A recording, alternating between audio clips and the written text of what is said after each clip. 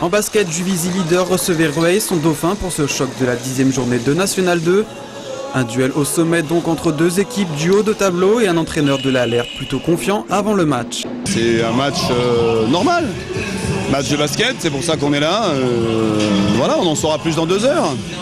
Mais bon, l'adversaire est intéressant, on va passer une bonne soirée. Nous on a la meilleure attaque, puis ils ont la meilleure défense globalement. Donc voilà, la clé du match elle est à peu près là, ça va se jouer à pas grand chose je pense. Mais les Juvisiens vont vite déchanter dans ce match. Rueil prend les commandes dès le début de la partie et ne va plus les lâcher. Un premier quart-temps qui se termine avec un avantage de plus 11 pour les visiteurs.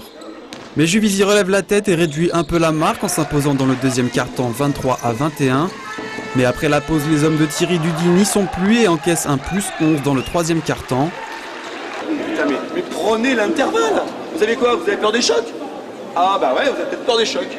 Ah, il y a un moment, il va falloir y aller, hein, parce qu'eux, ils n'ont pas peur, ils ont fait que ça. Prendre l'intervalle, fixer et donner. Prendre l'intervalle, fixer et donner. En fin de match, Rueil enfonce un peu plus le clou face à des adversaires qui ne peuvent que tenter des shoots difficiles. Score final 77-105, une victoire importante pour l'entraîneur de Rueil, même si le championnat est loin d'être fini.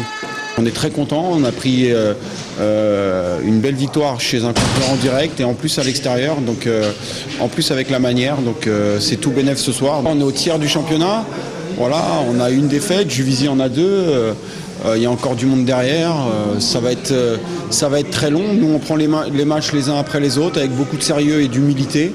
Et puis on fera les comptes à la fin, mais voilà, je pense qu'il faut surtout pas s'enflammer. Il faut pas, comme quand on perd, il faut pas dramatiser. Il faut essayer de travailler et puis faire les comptes à la fin en fonction d'un petit peu de ce championnat qui est hyper homogène et donc très ouvert pour tout le monde.